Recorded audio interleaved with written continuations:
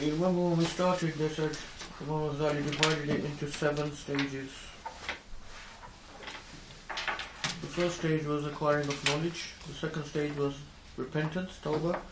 The third stage was the 4 hindrances, the 4 obstacles. The nafs, attachment to the world, shaitan, and attachment to company, bad company.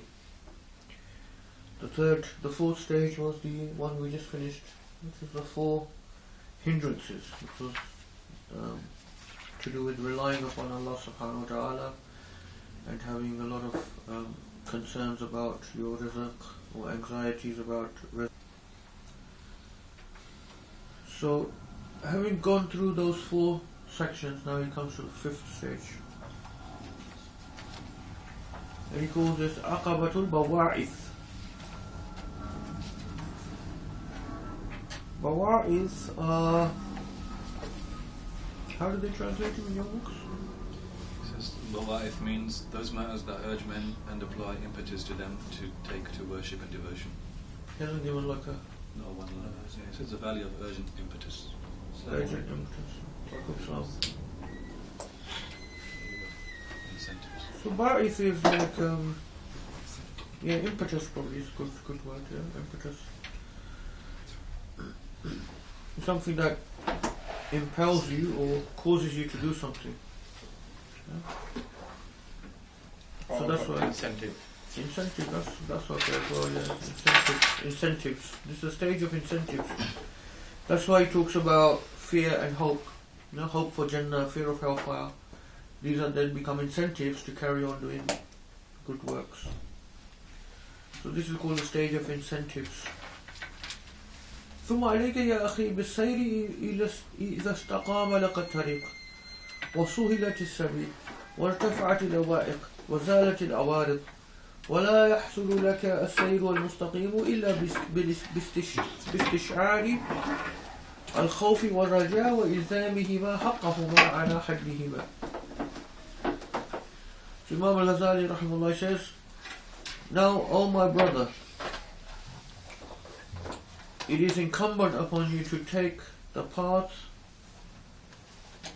to travel the spiritual path, once you have established yourself upon the way, and the road has become easy for you, and the obstacles have been lifted, and the hindrances have been overcome. So these are the obstacles and the hindrances that he talked about in the previous chapters. So once you've gone through those stages, so he says, once you've gone through those stages, you will not become mustaqim, you will not become established in a way on the path, unless you have these 2 aspects of al-khawf wa raja, fear and hope, and you stick to them in the right way that they are meant to be stuck to.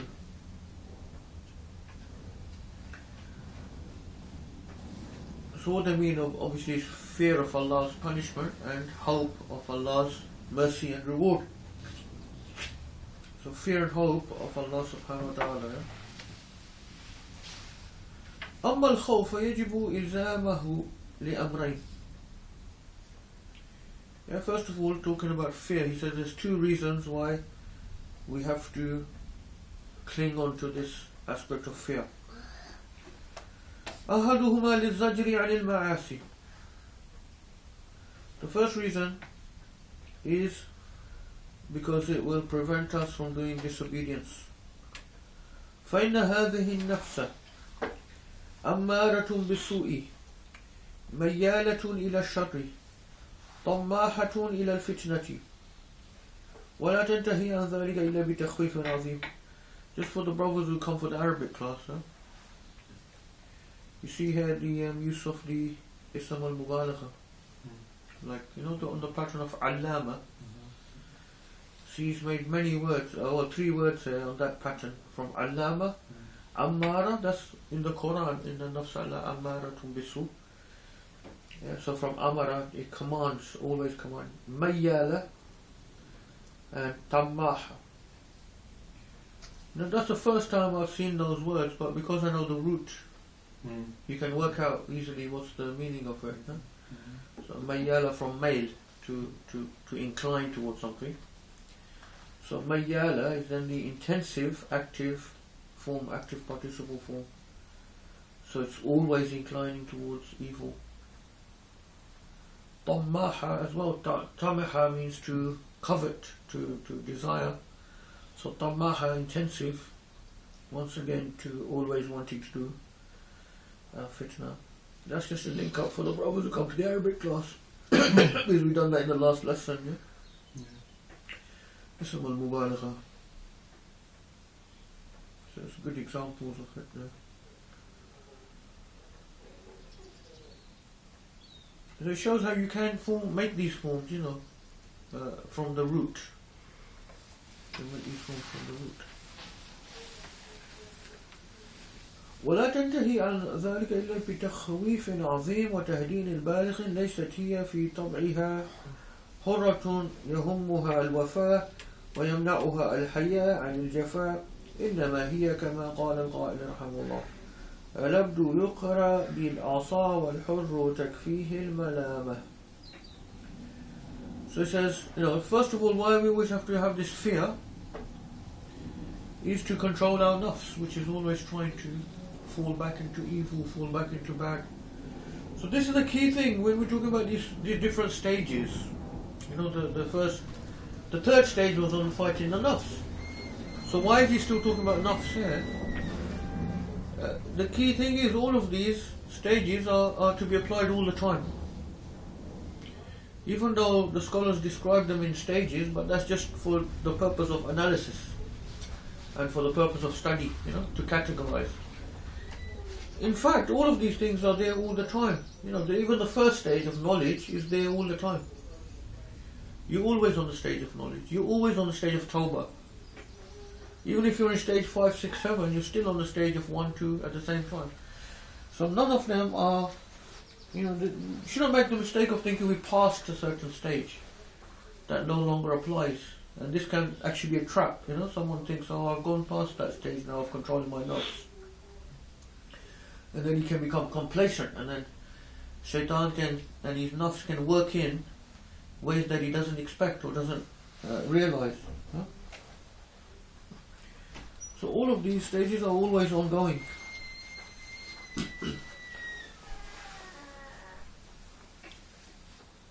So it says, as the poet said, the slave is beaten by the stick, and the free person, just blame is enough for him. Or if does anyone have the translation? Line of poetry? The slave is trashed with the stick, while blame is enough for the free man. Yeah. The meaning of that obviously is, if you have a slave, in those days they used to have slaves, you'd have to keep them in line. If they go to disobedience, you might have to hit them with a stick or so on. Whereas for the free man, just the shame of doing a sin would be enough to stop them in society. The blame of society is enough. Like in the books of fiqh, it says, if someone does something and they're brought to the qadi, and the qadi finds them guilty, there's different types of punishment the qadi may give. Provided it's not had. If it's had, he has to give the had. But if it's any other matter, it's what's called ta'zir. It's up to him. It's his discretion. And one of the punishment they mention in the qadi can give is he can just give a scolding look. Scolding look. Frowning look. Like just look at him. In other words, for someone in that society, that could be enough of a thing, shame in front of society that he's just been told off by the qadi could be enough. That was to do with honour, dignity, a person's honour in this society. He's a free man. Some of these things no longer exist much. Just not to digress, but you brought up a fiqh issue. Like in the Western courts, they have intent, and if there's whether it's terrorist related stuff, or in current times where there's just intent merely behind an activity, what's the Islamic equivalent? If someone's conspiring to do something, is there an equivalent punishment? Is it? For Sorry, just to make which it. crime are you talking about? So, within secular courts, if, for example, if someone's planning to equip themselves for an armed robbery, and merely the fact that they've been in possession of a torch, a rucksack, and a crowbar, and any other artifacts that would assist, that would be enough to put them away for, say, 2 years. I see what you mean. So they haven't actually committed the crime, Correct. but it's like... Correct. And then from that stems Like- all these other prosecutions that you see with current activities. Is there an Islamic... Does Islam has the same stance? Yeah, I believe there would be. I believe there would be. If it was proven that they were definitely going to do something. Okay. Islamic law actually is surprisingly similar to English law, English common law they have there. And there may be some features of how this, they may be related as well, where these people derive their laws from. It's very pragmatic, Islamic law. It's very follows a lot of common sense. There's certain things which are had punishments, but they're only few, very few in number, and that's where obviously the Qadi just has. He has no discretion if the thing is proven beyond doubt, meaning with 2 witnesses, or 4 in the case of zina, then he has to give the high punishment. But even there, actually, the Qadi does have, you can cross-question. If you bring 4 witnesses, the Qadi doesn't have to just give the high, he can cross-question them to make sure their stories are consistent as well. And if he catches them out, then he won't give the had. So there's like Sayyidina Umar did that, yeah. But in terms of other things like that, then there would be within the law, I'm sure there would be measures the Qadi can take. A lot of it's to his own discretion. Mm-hmm. If it's for public safety, for example, that's like a very important thing in Islamic law. Security, public security and safety. So if people are planning some sort of, things like that, then there will definitely be measures that can be taken.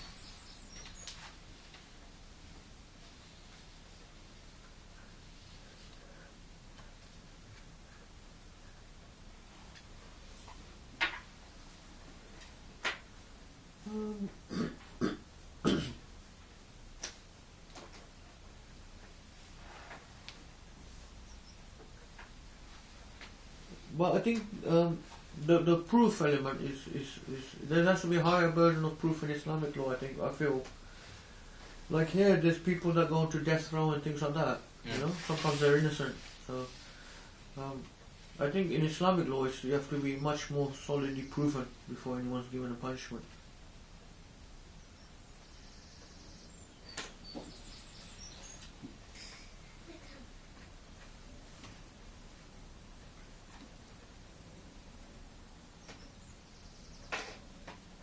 Okay, so that was the first reason why we have to keep fear.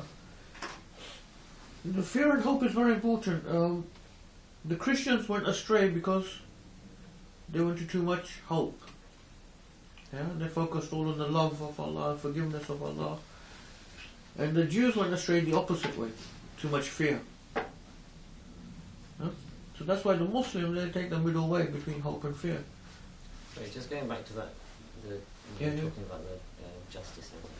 So I'm just thinking of cases like, some cases they have like DNA things, which, for example, at the time you were punished because based on the evidence available, you were pretty much proven guilty. And then let's just say 10 years later, that they find that you're not, right? Now, I guess that could happen in either secular or Islamic case. But let's just say it was murder or something like that, and then the person died. Presumably, the Qadi is obviously just following the evidence that he's got, so he's not really, and then the person who may have been, let's say he got the death penalty, I guess he would be declared innocent, right? I mean, I'm talking of... If he had already had the... Yeah, what if he hadn't done it? If he was like a miscarriage or something. So I guess he would be like would it be a martyr? Or not really a martyr, but I don't know how that... He would be...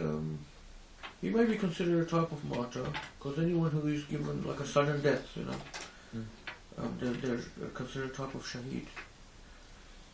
But obviously, like I said, with the had punishments, the Qadi will do his best not to implement the had. Okay, so even if there's any doubt, any little doubt, he won't implement the had. So it's very, I think it's very unlikely to have a miscarriage of justice in the Hajj punishment. Because as soon as any inkling that this could be, some sort of doubt in it, there's some discrepancy, the Qadi, he actually has to try his best not to implement the Hajj. Yeah. You see what I mean? So the chances are this person. Yeah, so, but yeah, obviously it can happen. Mhm. It can happen. So that person, obviously, he would, he would come under the category of someone who was wrongfully killed. So I'm sure he would be forgiven for all of his sins, because that's how it works. If you're given a punishment here, it wipes out, sins that you've committed. So he never committed a sin, so it would then recompense for other things,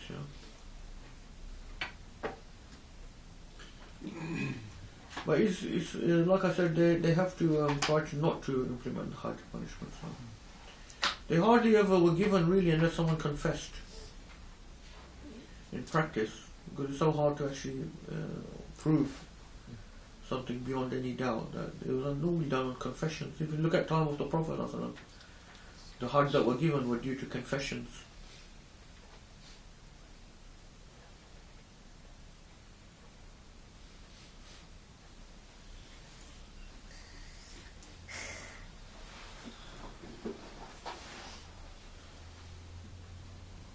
Yeah, so the Christians went astray on the one side of too much hope, and the Jews go on the other side of too much fear. So that's why you find with the Jewish people, it's a type of hypocrisy. They become obsessed with legal things, their Sharia, and always trying to find loopholes and things like that, Just very, very get obsessed with the letter of the law. They think, and it goes to a level of being like insincere, They're very prescriptive, and others follow the spirit of the law. Yeah, they don't have no concept of spirit of law almost. They just totally. They're trying to in a way trick Allah. You see what I mean? Like they're done with the Sabbath, when they're done with this, as mentioned in the Quran. That they were forbidden to fish or do any work on the Saturday and then the Sabbath. So Allah tested them. There was a community of them. Every day there would be no fish, but on the Saturday there would be loads of fish in the sea. But they weren't allowed to go fishing. So they tricked it. What they did was they would put the net out on Friday, leave it out, and then after Saturday, the sun's gone down, whatever, they would bring the net in. So technically they didn't actually do anything on Saturday. Yeah? So they were trying, they're trying to trick Allah. You see, and that was, Allah mentions that in the Quran that this was something very bad. So you see what I mean? In one way, yes, sometimes you can find loopholes or things, but there is, you have to think about the spirit of it as well. The whole point is they weren't supposed to be fishing on the Saturday. But this question I've asked before, so I don't want to. Yeah. But it's in the current climate today, we see this. For example, a lot of the rich, they benefit from what they call tax avoidance, and everything suits them. So, for example, the Chancellor announcing that putting houses into limited companies, that's going to be outlawed, so avoid paying stamp duty. So again, all these trusts and legal agreements are set up to minimise tax, which is all above board, and it's called tax avoidance. Anything that's done illegally is tax evasion. Now, again, following the spirit of the law, there's certain individuals who class themselves as contractors when they're employees. So my point here is, Islamically, we know what's the right and wrong of it Islamically, but according to secular law, we're not breaking it. So what should take a priority there? And then following that, because I don't think it's considered sort of wrong in this society, is it? If you evade tax, but through legal means. Correct. So I don't think that would come into it. But things like zakat, for example, there are ways to avoid paying zakat, which are known in the fiqh. And actually, the ulama did differ about that. Like Abu Yusuf actually was of the opinion you can take these legal loopholes. But the other imams, I think the majority disagreed with him. They said, no, you shouldn't do this. For example, if you've got a large amount of wealth, you give it as a gift to your wife the day before and then take it back. And they said that's wrong. They completely forbade it. Abu Yusuf, the student of mine, was the only one, I think, Allah Alim, one of the major jurists who actually permitted that and said, look, it's just, it's just permissible. So that's another reason. So you would try not, you wouldn't do that, for zakat, because it's clearly you're trying to. It's like what the Jews were doing with the Sabbath, They're just trying to trick your way out of that. Yeah. So, but that's my question. Where but I think that's a bit different to, Okay. to laws of tax in this country. Okay. I wouldn't apply it to that personally. Because, the system is actually accepting of that. It's actually part of the system. Without that, I mean, there's people like Philip Green, who's located, I think, in Monaco, and he's an advisory on the government on business. Yeah, he's a tax exile. Yeah, I don't think that would apply to that situation.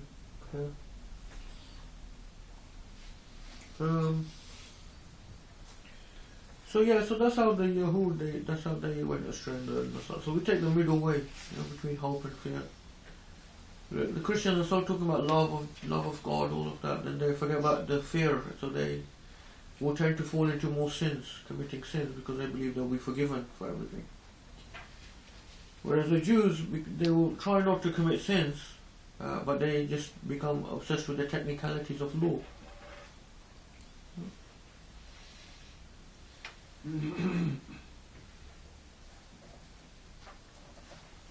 They're trying to find bizarre type of things, like there was in the news a few years ago about something rubbing gold as green, making some sort of enclosed.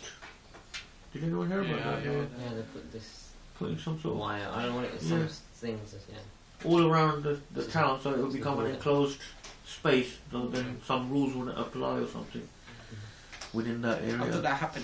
It did actually happen. It has happened. Yeah, I remember it. Things like that, just. I think once, I think I read or someone was telling me about, I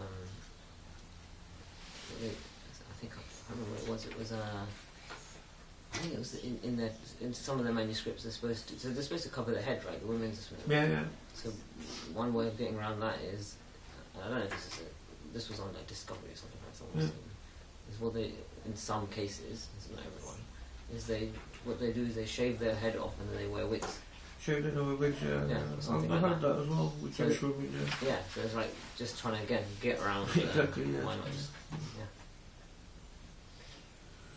Yeah, so that's a danger, and Muslims do fall into that danger as well. The Prophet ﷺ said you will go astray, in these way of these people before you. So some Muslims you'll find, get too obsessed with technical details of fiqh, finding these loopholes or that, and then some people are willing to love of Allah and more like the Sufi variety. But again, with that, like for example, the one that a lot of brothers tend to challenge, and then is a day's journey. So, for example, with women who, at the time of the Rasul, a day's journey was quite harsh because of the terrain, the transportation. Today, some brothers, and again, I would like to get your viewpoint on it, but some brothers, it's more probably takes longer to drive around London without covering the distance, I think, which is 55 miles of 70 kilometres, versus the time it takes to get from London to Birmingham, which is 106 miles, but it takes quicker time. And so they're saying, is a mahram still needed because you're doing that journey in an hour and a half versus the same journey that takes 2 hours in a distance? And then that's one argument. And then there's other rules. For example, if a man and wife, they divorce, they still, for a period of three cycles, the woman has to be with the man just to ensure they haven't had a baby, even though if they haven't had relations, but that's a God-given ruling. So those are two things which are two examples of where, for example, even if you know that you haven't had relations, you still need to be with your wife if they're going through a period of divorce for the three cycles, and the other argument of the travelling. What's your views on that? With the travelling, the fuqaha, they always understood it not to be to do with time, but to do with distance. So it wasn't dependent on time. Okay. Like you're saying, it takes quicker Yeah. to go to Birmingham. The thing was always to do with distance, not time. Because even in those days, they said 3 days camel at an average pace. Yeah. But if you, for example, you went on a horse and you galloped all the way, Yeah. you'd probably do it in 1 day. But that didn't make any difference. It wasn't the time; it was the actual distance that Okay. was considered. So that's probably the answer to that one. And so there's nothing about safety. Well, that's debatable. Okay. That's looking at the hikmah. Okay. And with the Hanafi madhab, you don't tend to look at the hikmah behind rulings. Okay. You look at what they call illah, Yeah. which is the cause. It's quite a subtle but important distinction between illah and hikmah. Illah is the cause of a ruling, and then using that you can make qiyas. Yeah?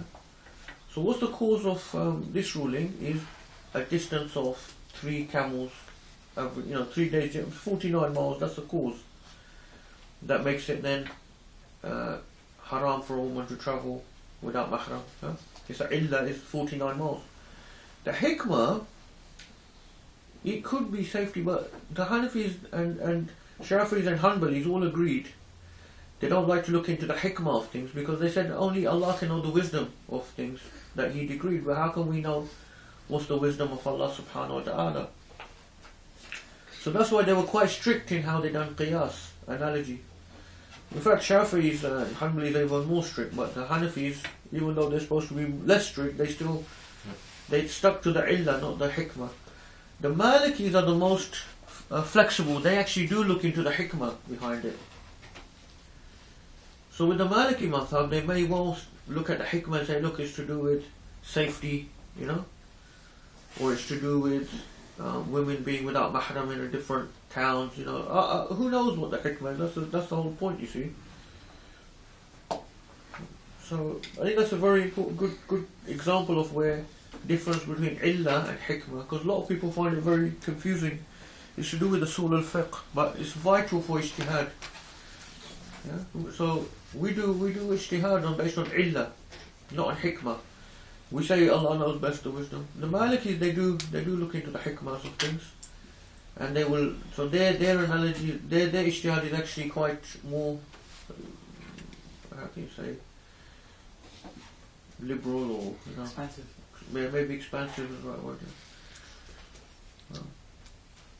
Hanafis didn't like to look into hikmah, and then Shafis and Hanbalis were even more strict. They said they just prefer to narrow it down even more and say, look, just stick to text and don't try to think about what's the wisdom of Allah, because you just open up things too much. So if we say the illah was 49 miles, we don't know what's the hikmah, then we can't really have much leeway there. But you could, if you have the opportunity, speak to some Maliki scholars and see what's there. They may have, they may look into that issue of safety.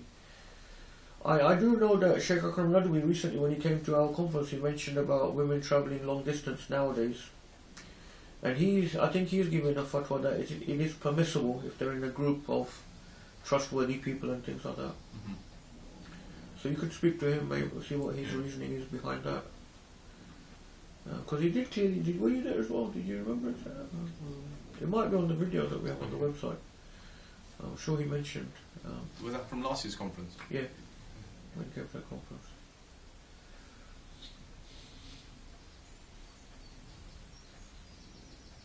I definitely mentioned that. So he was definitely making it something to do with safety.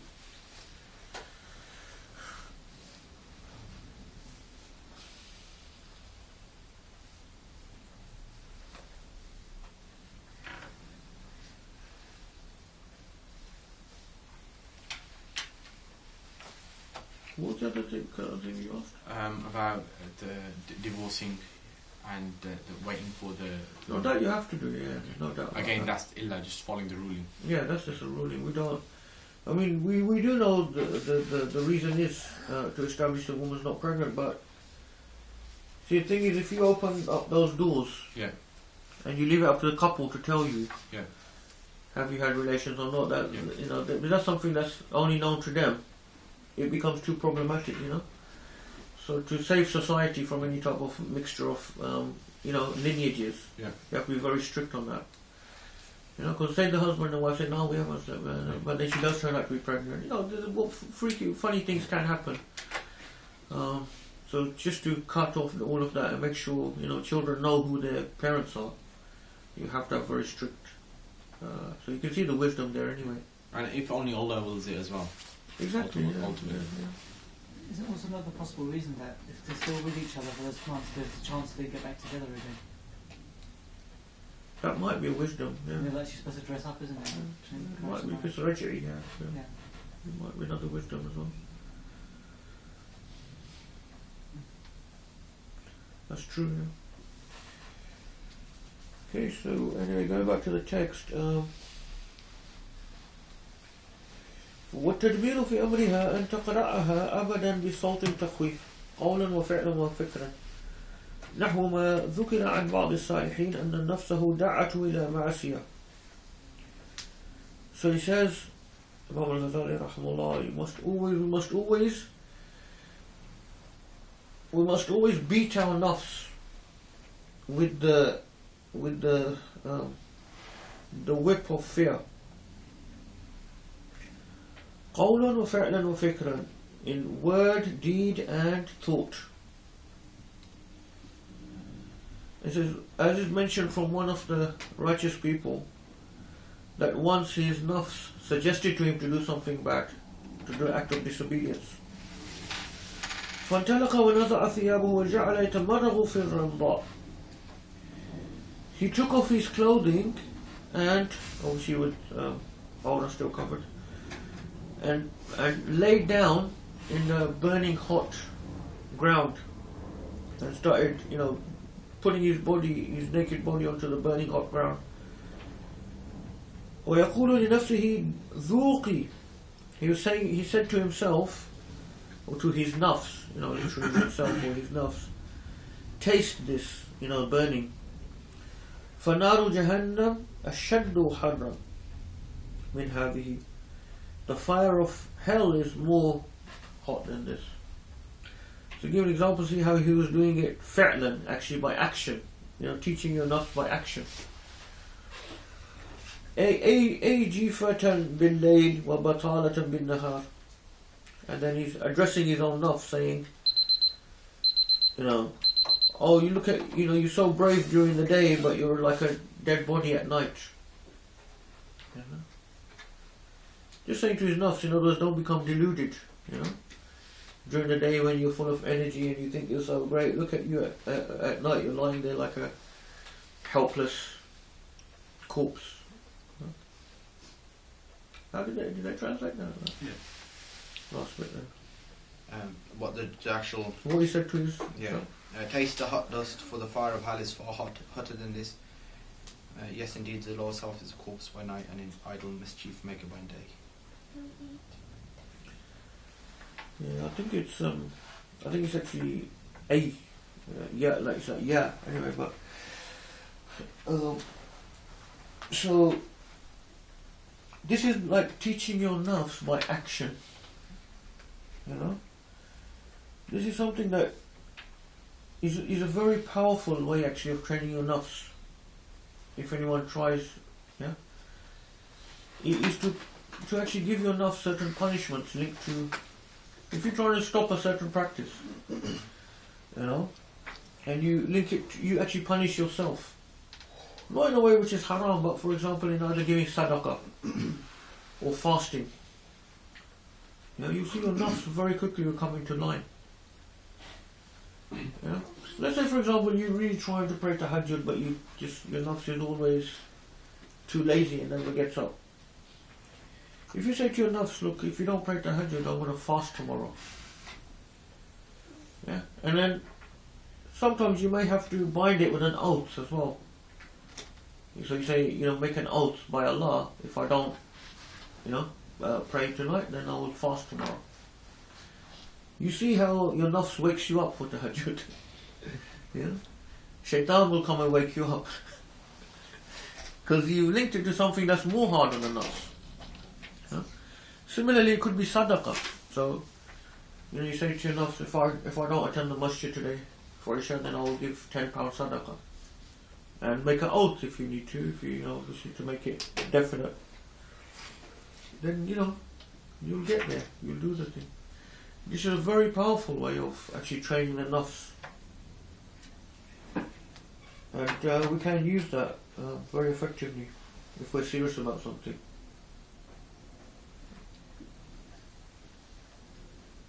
So that's what they mean by action.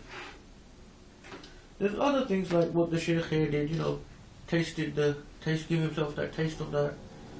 There's other stories, Shuyukh, they used to, one of them had built a grave in his house, and he used to lie down inside the grave just to remind his nafs what it's going to be like, where we're going to end up. والثاني لئلا تعجب بطاعتي فتهلك بل تقمعها بالذم والعيب والنقص من الأسواء والأوزار التي فيها ضروب الأخطار. So the second reason why we have to keep this fear is so that our nafs or our ego doesn't get carried away with the good actions that it does. If we start doing the prayers and we start praying tahajjud or say fasting and going for umrah, all these things, and the risk is that our nafs or our ego is going to get deceived. I think we're very pious, we're like great, become a great wali. So once again the fear has to come in to prevent that from getting, because that can also then lead to destruction. So he says, no, then at this point you have to cut down the ego by remembering your sins, remembering how your actions are deficient. The actions that you're doing, how much are you actually putting concentration, how much are you actually remembering Allah subhanahu wa ta'ala, how much of your intentions are for the sake of Allah, or are you showing off? You have to bring in all of these things to put down your ego. وذلك نحو ما ذكر عن النبي صلى الله عليه وسلم أنه قال لو أخذنا أنا وعيسى بما كسبنا أو كسبت هاتان لعذبنا عذابا لم يعذبه أحد. So it says you can remember these certain type of hadith which are very frightening, in which the Prophet ﷺ said if Isa, Sayyidina Isa and I were both taken to account for what we have done, we would have been punished with such a punishment that no one has been punished before. So this, indicating the Prophet ﷺ taking the two best people that have ever lived, which is himself and Isa alayhi salam. The two best people that have ever lived of all the prophets. He said even if they were taken to account for what they deserve, they would have received this huge punishment. So that's something that would put a lot of fear into us. And this actually verifies, or can't really say verify, but this is also verified by what is in the Quran. That if Allah was to take us to account, all of people would have been in the hellfire. It's only by the mercy of Allah that we're saved, not from our actions.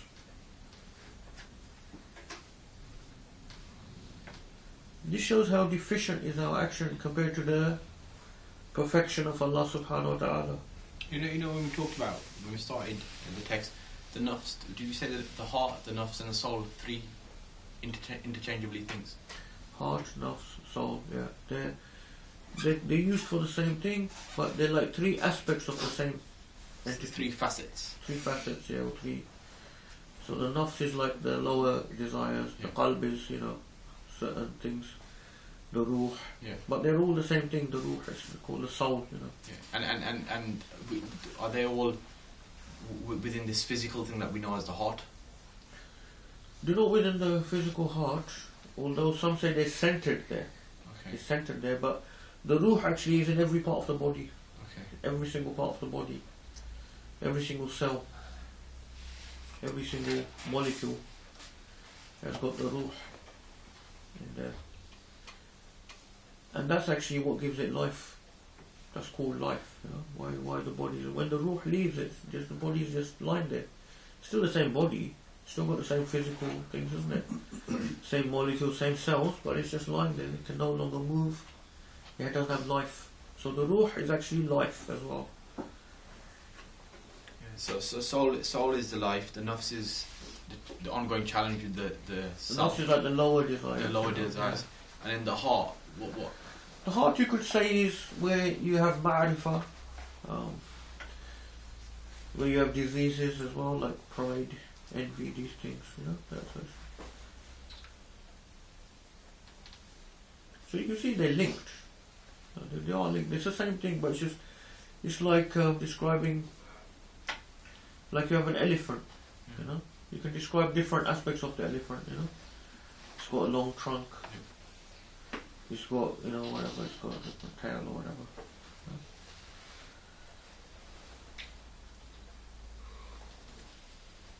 And the other part of it is the aql as well. Aql is the same thing.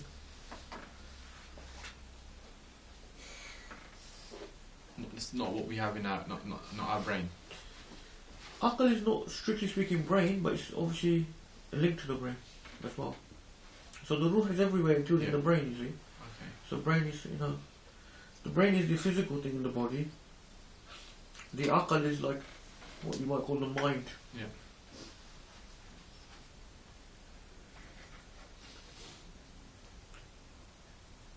There's a big debate till today between scientists, you know. There's certain one camp of hardcore biological scientists who believe that there's no such thing as ruh or mind. It's just brain. You see what I mean? Just the physical brain. There's nothing else. Anything that you might think are thoughts or emotions, everything can be explained by neural signals and all that. But there's a big camp also, I'm talking about non-Muslims, you know, scientists and philosophers, who believe that you can't explain the mind in terms of just the physical brain. So that's an ongoing debate that you'll find. Which then spills out into theology. It does, yeah. It goes into the realms of philosophy because I think at the core of it is the aspect of consciousness and free will. That's at the core of it. That's the thing that science can't really explain. Science can't explain. Because according to hardcore biological science, there should be no such thing as free will. Because everything should be determined by movements of molecules, you know, firing of neurons. So it can't explain free will. So hardcore scientists will actually deny free will. They'll say it's just an illusion. It's just, you know, things are all determined. Is that because is that, you know, like obviously science is based on empirical studies, but is that because science says everything's defined, or is that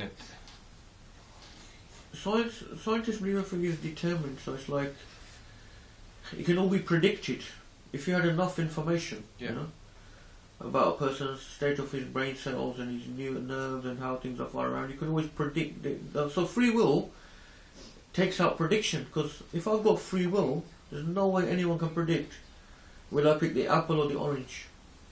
Yeah. So if I pick the orange, no one can predict that. But science would say no, we can predict if we just had enough information about that person's brain cells, how his nerves work, how his background. You see what I mean? So they deny free will. So that's what we call determinism, deterministic.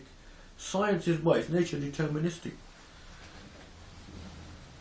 That's why I thought Imam al-Ghazali, it was amazing when we done the course before and from the Ihya, he said the core two fundamental aspects of the ruh is two things. He said, irada wa idrak al-ilm. Irada, free will, the will, you know, the ability to choose. And idrak al-ilm means the ability to know. Not knowledge itself, but that there's a faculty within the human being that can grasp knowledge. You know, how do we actually grasp knowledge? How do we know things? He said those are the two fundamental aspects of the ruh that make someone, and that's equivalent to consciousness, to be a conscious being. That's why computers are not conscious beings, despite their complexity. they are totally deterministic. We can totally predict what the computer will do. No matter how complex it becomes. It can never have free will. The computer can never choose between an apple and an orange. It's impossible. It's such a simple thing we would think. But it can't. It has to be programmed. Even for random numbers, they're programmed in the computer. They have to have certain algorithms to generate those random numbers. So they're not really random. They're actually generated through very complex formulas to make them seem random. So if I said to you choose a number between 1 and 100, you can. But a computer can't. It has to rely on what's been programmed for it to generate a number. And it doesn't have a will. It doesn't have a free will. And conscious here, would that roll up into soul? That is the soul. That's what Imam al-Ghazali says. The key, what is the core thing that makes up soul is consciousness, which he defined as two things: irada, free will, and ability to grasp knowledge. And this is very current thinking. It's amazing. I mentioned before there's an article by a philosopher of science. His name is Fulford.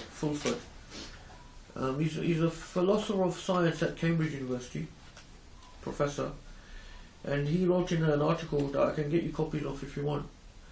He said this is like this is a contradiction at the heart of science. Consciousness itself. It's a contradiction because if you didn't have a conscious being, you could never have science. So the very fact that we have science, it requires someone like us, a human being, that can actually know. You see what I mean? So it's a contradiction because science says there's no such thing as consciousness or free will, but science could not exist without a conscious being. You see what I mean? So I can get you the article, inshallah, if you're more interested. It's really, really good.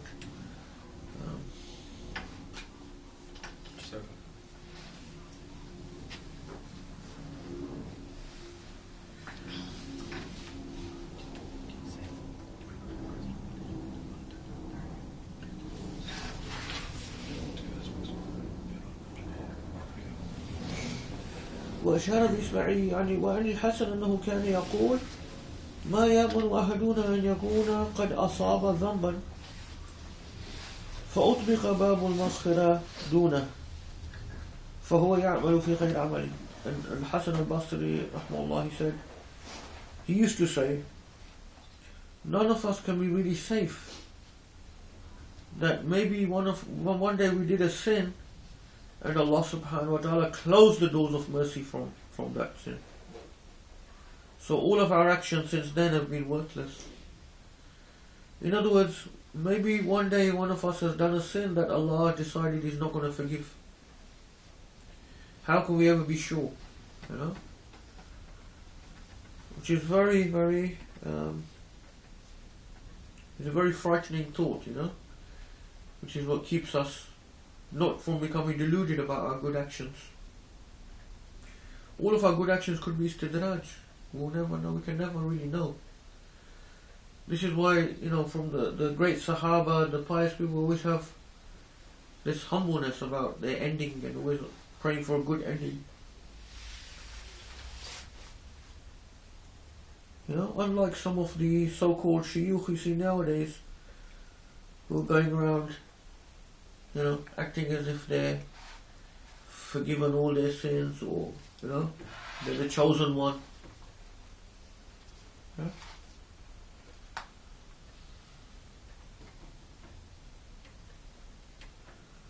وعن ابن السماك فيما يعاتب نفسه تقولين زاهدين وتعملين عمل المنافقين وفي الجنة تطمعين هيهات هيهات إن للجنة قوما آخرين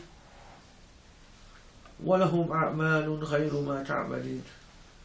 And Ibn al-Samak used to say to himself, to his nafs, you talk about zuhud, but you're doing the actions of hypocrites. And you desire for Jannah, but beware, or just be aware that for Jannah there are other people designated other than you, in other words. and they have done certain actions that you haven't done. So, once again, blaming, reminding his nafs. فهذه وأمثالها مما يلزم العبد تذكيرها للنفس وتكريرها عليها لئلا تعجب بطاعة لئلا تعجب بالبطاعة أو تقع في معصية وبالله التوفيق. So Imam Ghazali says these are the type of things we always have to constantly remind ourselves and remind our nafs, so that it doesn't become deluded into thinking it's something. Too much hope, not enough fear. We have to have the fear.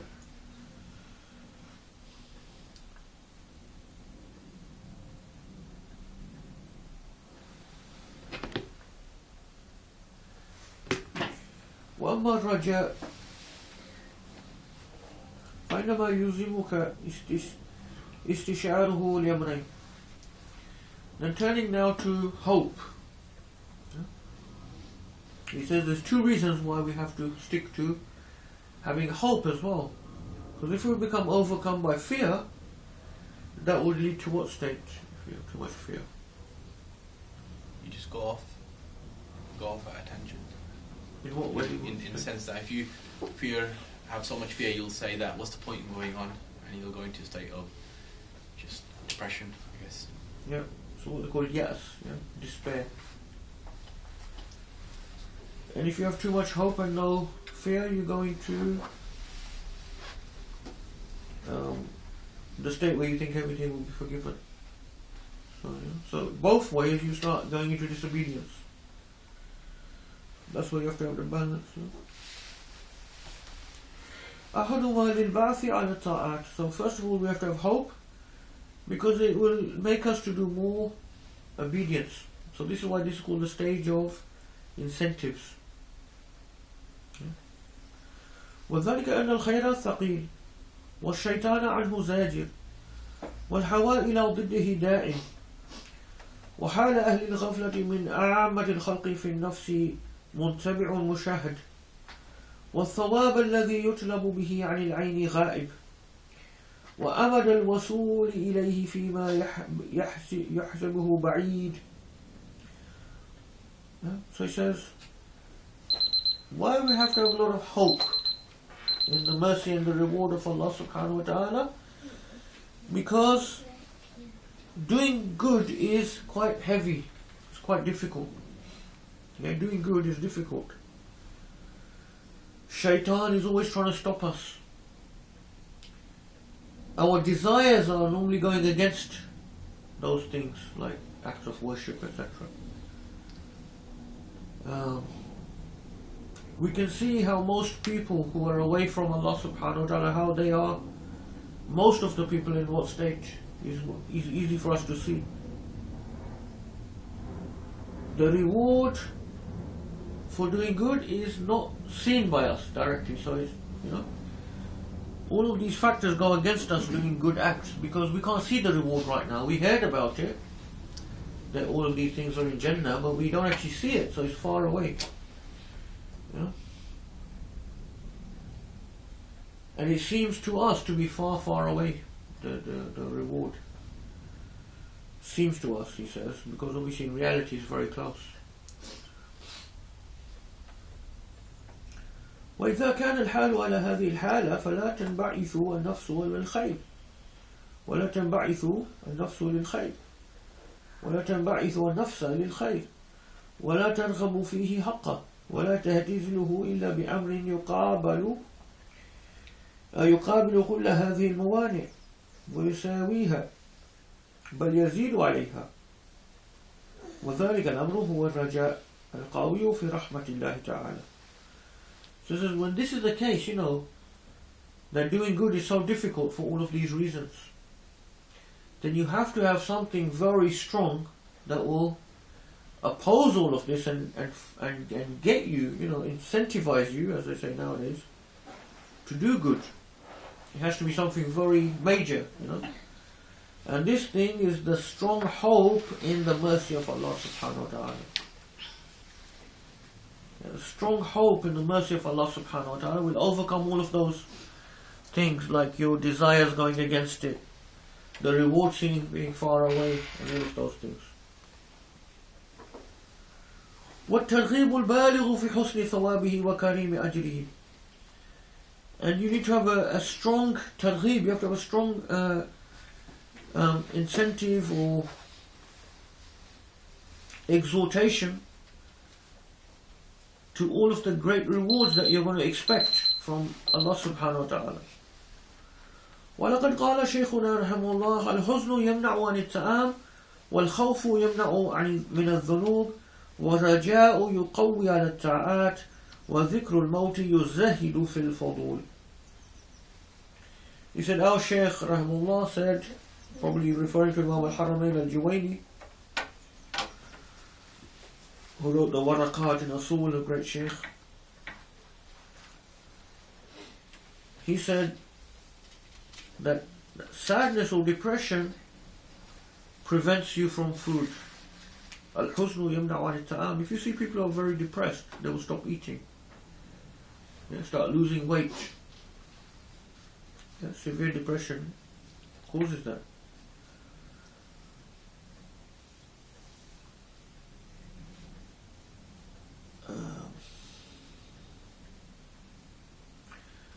People who are in love as well, incidentally, will feature the same symptoms. That's why our scholars in the past, they used to deal with both of those things under like depression, and they used to have one that they used to call love sickness as well. When normally like a young man or woman, they fall in love with someone of the opposite gender, they will exhibit these same symptoms. They will be like they're depressed, they stop eating, they can't think about anything. وَالْخَوْفُ يَمْنَعُ عَنِ الذُّنُوبِ.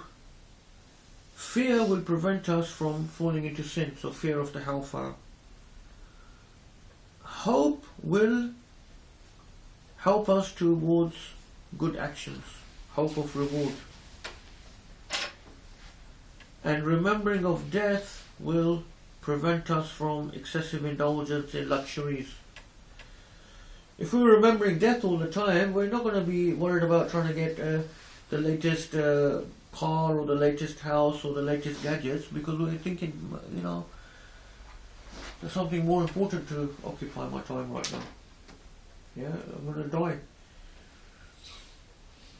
وَالثَّانِي لِيُهَوَّنَ عَلَيْكَ الِاحْتِمَالُ الشَّدَائِدِ وَالْمَشَقَّاتِ.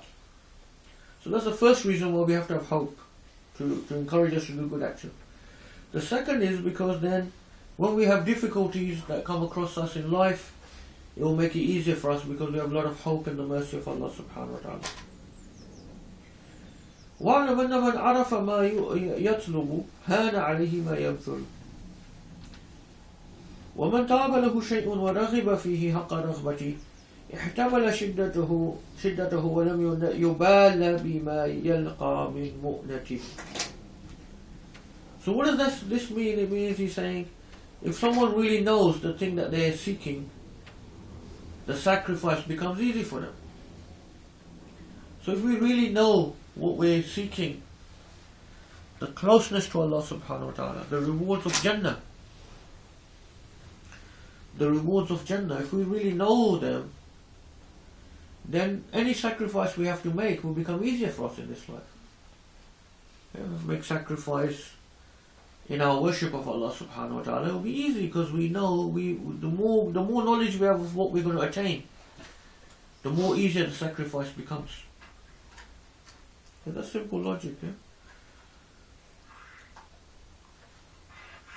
And similarly, he says if someone has really got a good desire for something, he will go through the hardship of attaining that thing.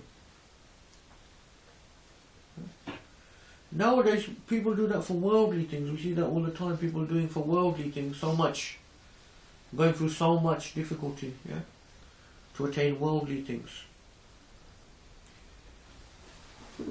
So that's a good example for us.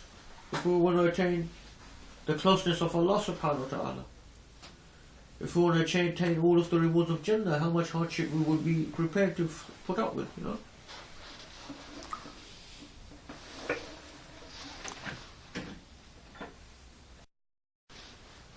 ومن أحب أحدا حتى حق محبتي أحب أيضا احتمال محنته حتى أنه لا يجد لذلك المحنة ضروب من اللذة.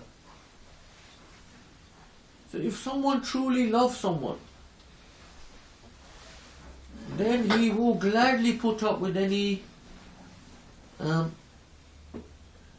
suffering or difficulties from that person for the sake of that person. And in fact, you will even find a type of pleasure in those difficulties and sacrifices. You know, you heard the story about Layla Majnoon. Layla and Majnoon. The famous story from the Arabs. This man, Majnoon, was crazily in love with Layla. Yeah? So he would just put up with anything that comes from Layla. Yeah? He would put up with anything. And in fact, he was so in love and so infatuated that he would be in pleasure, in ecstasy, even though he's going through hardships, as long as he feels he's getting closer to Layla. Yeah? There's so many stories about Layla Majnoon there. Like one time they said there was a whole group of Majnoons wanting to see Layla, you know, all saying, yeah, all of them, you know, proclaiming their love for Layla. But then someone came and said, you know, who's willing to give their blood or something like that, you know, she needed blood or something. And all of the Majnoons, they left except for the real Majnoon. Well, what century is that story attributed to? It's very early. It's very early. I don't know the exact. Pre-Islamic? But it is a Muslim. I don't know. Do you know where it originates? I'm not too sure. Yeah, I'm not sure. I'm not sure as well. Are the stories on the Abbasid times? They were prominent at that time, yeah, but where the exact origin of that particular No. language, I'm not sure. But Allahu Alam. It might be. Well, one riwayah I heard from a Shaykh regarding Majnun, he is in Jannah because Allah subhanahu wa ta'ala had mercy on him, that he showed his love for Layla was an example to mankind to come close to the love for Allah subhanahu wa ta'ala, and a copy, so to use him as an example. Who knows if it was a real person? It's just a legend, like. I think a lot of stories were added onto it. But you know, that's the idea, that we're struggling to come closer to Allah subhanahu wa ta'ala. We claim to love Allah subhanahu wa ta'ala.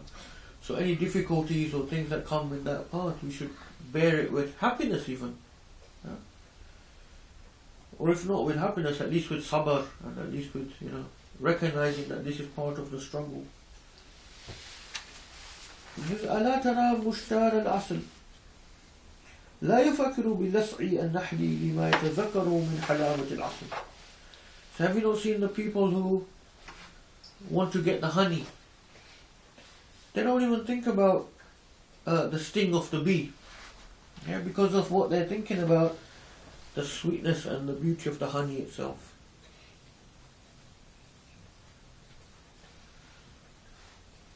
والأجير لا يعبأ بارتقاء السلم الطويل مع الحمل الثقيل طول النهار الصائف المديد لما يتذكر من أخذ درحمين بالعشي. The person who is hired out to work, the labourer, he will toil and sweat the whole day long. You know, it says they're climbing. He has to carry very heavy loads up high, you know, ladders or so on. And he'll do that throughout the whole long day, because he knows at the end of the day he will get his 2 silver coins. Right? So imagine what people put up with just to get something. You know, imagine how much trouble they put up with. وإن الفلاح لا يفكر بمقاسات الحر والبرد ومباشرة الشقاء والكد طول السنة لما يتذكر من البيدر أوان الغلة. And look at the farmers who toil and struggle the whole year round. Yeah? Going through all these hardships. They don't think about the cold or the heat or all of the hardships that they have to go through, because they're looking forward to that day when they harvest and get all of their crops and their produce. These are good examples for us to remember that this is what we're doing, you know. وَكَذَلِكَ يَا أَخِيَ الْعِبَادُ الَّذِينَ هُمْ أَهْلُ الْاجْتِهَادِ. He says, similarly, O my brother, those true slaves of Allah subhanahu wa ta'ala, the people of ijtihad, the people of struggle and striving. Ijtihad, he means not obviously the fiqh aspect of ijtihad, he means ijtihad meaning the mujahada of the nafs, the struggle in the path of Allah subhanahu wa ta'ala. إذا ذكروا الجنة في طيب مقيلها وأنواع نعيمها من قصورها وحورها وطعامها وشرابها وحليها وحللها وسائر ما أوعده الله تعالى لأهلها هان عليه ما احتملوه من تعب في عبادة أو فاتهم في الدنيا من لذة ونعمة أو نالهم من ضرر ومشقة. Similarly, these people who are striving for the sake of Allah subhanahu wa ta'ala, when they remember Jannah and all of the great things that are said about Jannah, all of the different types of pleasures that will be in Jannah, all of the palaces and the fair companions and the foods and the drinks and the ornaments and the clothing, all of these things that Allah subhanahu wa ta'ala has promised for the people of Jannah, then whenever they come across any type of hardship in their ibadah, yeah, or if they lose something of the pleasures of this temporary world, none of that will matter to them. Yeah, so it's very important to always remember all of these promises of what's going to come in Jannah. That's why reading the Quran is very important on a daily basis. Because as Imam al-Ghazali will say later on, this is what the Quran is full of. Yeah? Reminding us of the pleasures of Jannah, the tortures of the hellfire. So this aspect of fear and hope, the Quran has got a lot of that in there. A lot of that, all the time. What does that indicate to us? Because the Quran is a guidebook for us. The Quran is not just got random things in there. There's a reason why that is full of Quran, because this is the most important thing we need in our lives. To prevent us from falling to sin and to do obedience of Allah, is to always be reminded of the rewards and to be reminded of the punishments. وَلَقَدْ حُقِيَ أَنَّ أَصْحَابَ السُّفْيَانَ الثَّوْرِ رَحْمَهُ اللَّهِ كَلَّمُوهُ فِيمَا كَانُوا يَرَوْنَ مِنْ خَوْفِهِ وَاجْتِهَادِهِ وَرَثَّةِ حَالِهِ. It is narrated that the companions of Sufyan al-Thawri, one of the great scholars and pious people of the first generations of the Salaf, of the Tabi'een, some of his students, companions, they said to him, they mentioned about what they noticed about his state of always being in a state of fear and lot of ijtihad, lot of perseverance and struggle. And rathat halihi, also his sort of neglecting himself in terms of the luxuries of the world. They said to him, Ya Ustaz, لو نقصت من هذا الجهد نلت مرادك أيضا إن شاء الله تعالى. They said to him, of mercy for him, they said, oh Ustaz, even if you didn't do so much of this hardship, you still would get what you need you still get the reward from Allah subhanahu wa ta'ala. They were saying, don't do so much. And sometimes students, they'll, out of mercy for their teacher, especially when they become older, they will say to them, فقال سفيان كيف لا أجتهد وقد بلغني أن أهل الجنة يكونون في منازلهم فيتجلى لهم نور يتضيء له الجنات الثمن. So he said to him, how can I not struggle and strive so much when I heard that some of the people of Jannah, they would see light shining in their houses. Yeah? فيظنون أن ذلك النور من جهة الرب سبحانه وتعالى فيخرون ساجدين. They would think that this light has come from Allah subhanahu wa ta'ala, and they would fall into sajda. فينادون أن ارفعوا رؤوسكم ليس الذي تظنون إنما هو نور جارية تبسمت في وجه زوجها. And they would hear a voice calling, saying, get up, from the sajda. This isn't what you think. This isn't light is coming from Allah subhanahu wa ta'ala. This is simply the light that has come from a slave girl that, or a young woman that smiled in the face of her husband. Meaning, look at the, just from that small tiny act of obedience, so much light came that they actually thought this was light was coming from Jannah or is coming from Allah subhanahu wa ta'ala. But they were told that this is nothing. What you've seen is nothing compared to what can come. You see what I mean? This is just the light of a young woman that smiled in the face of her husband. Is that how they translated your translation? Yeah, essentially.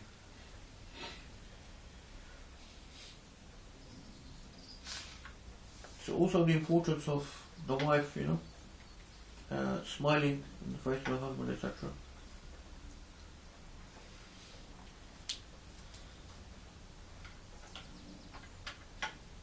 Anyone have the poetry? 3 lines of poetry? There is no harm in enduring hardships and distresses for him whose place of abode is the paradise of Firdaus. Such a man is seen dejected, terrified and apprehensive about the horrors of the hereafter. He goes to the mosque for praying in humbleness and modesty. O self, you have no strength to bear the blazing fire of hell. The time has come that on account of bad deeds you may have to bear this punishment with much disgrace and degradation.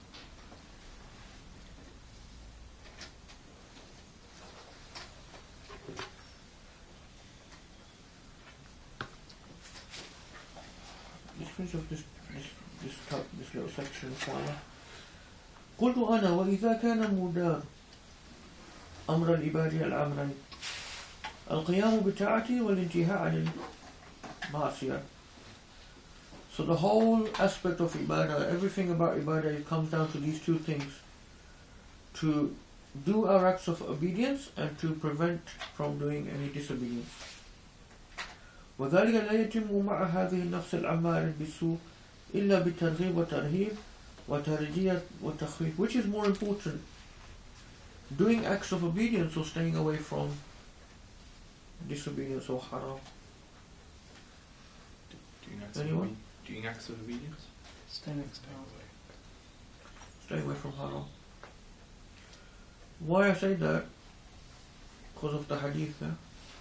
ما نهيتكم عنه فاجتنبوه وما أمرتكم به فأتوا به ما استطعتم. Whatever I have forbidden you, stay away from it. But what I have commanded you, do as much as you can. Do as much as you can. So the ulama said staying away from haram is the more important. And I guess that is sort of an act of obedience anyway. That is, of course, yes, because you're in obedience here. Yes, Lord.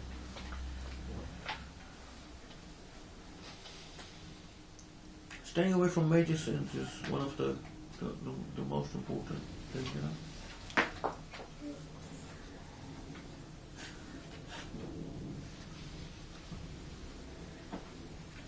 So he says we have to have this targhib wa tarhib, warning and encouraging, giving hope, giving fear. فإن دابة الحرونة تحتاج إلى قائد يقودها وإلى سائق يسوقها. The rebellious beast, the disobedient beast needs a driver. So that beast being our own nafs. وإذا وقعت في مهوات فربما تضرب بالصوت من جانب وتلوح ويلوح لها بالشعير من جانب آخر. If the beast falls into a pit or a chasm, we have to get it out. We want to get the beast out, the rebellious beast. We can either hit it with a stick or we can give it the carrot or the barley in this case, yeah? But obviously the saying here, they say the stick and the carrot, yeah? وإنها الصبي العالم يحمل إلى كتاب العبادة والتقوى. That's where I understand. حتى تنحض وتتخلص مما وقعت فيه. وإن الصبي العالم لا يمر إلى الكتاب إلا بترجية من الوالدين وتخويف من المعلم. We'll leave it there inshallah because it's actually a bit long. So I don't want to go too much over the time inshallah. Any questions? Comments before we finish? جزا الله عنا سيدنا محمد صلى الله عليه وسلم جزا الله عنا سيدنا محمد صلى الله عليه وسلم جزا الله عنا سيدنا محمد صلى الله عليه وسلم سبحان ربك رب العزة عما يصفون وسلام على المرسلين الحمد لله رب العالمين.